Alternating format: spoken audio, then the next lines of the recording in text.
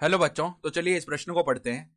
यदि a coma a1 coma a2 coma a3 किसी त्रिभुज के क्रमशः अंतःवृत्त तथा बाह्य वृत्त के क्षेत्रफल हो, तो 1/वर्गमूल a1 plus 1/वर्गमूल a2 plus 1/वर्गमूल a3 का मान है। तो यहाँ पर देखो, हमें चारों विकल्पों में से सही विकल्प का चयन करना है। तो प्रश्न में आगे बढ़ने से पहले इस प्रश्न से संबंधित जो मुख्य उदाहरण है उसकी हम चर्चा कर लेते हैं। तो देखो, हम त्रिभुजों के गुणधर्मों से जानते हैं कि 1/r1 प्लस में 1/r2 प्लस में 1/r3, इसका जो मान है ना वो सदैव किसके बराबर होता है? 1/r के बराबर होता है। सही है। तो अब देखो, यहाँ पर हमें किसका मान बताना है वो लिख लेते हैं।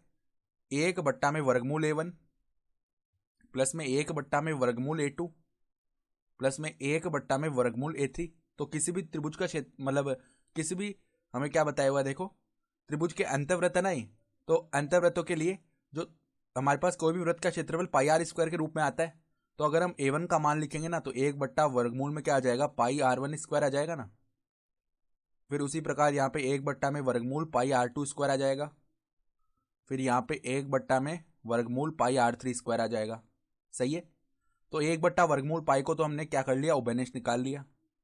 और अंदर देखो, r1 स्क्वायर जब वर्गमूल के बाहर आएगा तो 1/r1 प्लस में इसी प्रकार यहाँ पे 1/r2 प्लस में 1/r3 बन जाएगा। तो अब देखो, ये मान तो किसके बराबर होता है? 1/r1 plus 1/r2 plus 1/r3, ये तो 1/r के बराबर होता है ना। तो यहाँ पर 1/r वर्गमूल के अंदर पाई आ गया।